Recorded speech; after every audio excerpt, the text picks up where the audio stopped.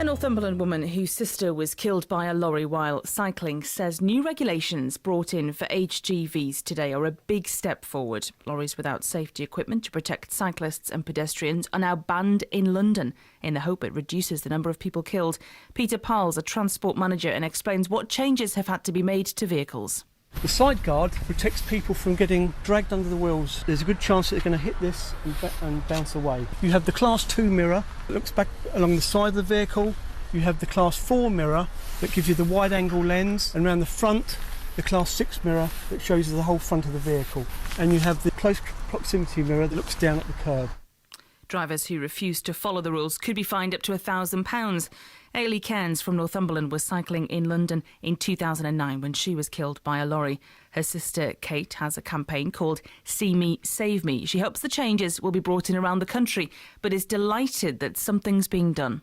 We've been putting on a lot of pressure over long periods of time. See Me, Save Me has, and other cycling and walking campaign groups. So it's a great move, but we don't believe that it goes far enough.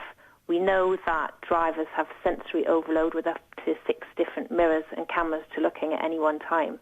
And so this requirement to have the full complement of mirrors, it is good, but what we need is improved direct vision. And the Mayor has recognised that because he said that they're going to look in the future at having windows in the side doors or clear doors on the left-hand side so that drivers can see straight out of the window rather than relying on cameras and sensors. But this must feel like a bit of a victory and a step forward. It's a massive step forward. There's always more to be done. And the See Me, Save Me campaign is 3 measures that we're calling for. We're calling for prevention, which is through best practice, and that's vehicle, driver and operations. But also we're calling for enforcement. We know that 85% of HGVs, for example, exceed speed limits. And thirdly, it's through justice, through proper and sound investigation. Police investigate at the moment, but on site we have the health and safety executive who investigates fatal incidents. But that just doesn't happen when those vehicles come off site and onto the road. A special body to investigate these deaths, and therefore they can work out the systemic failures that are happening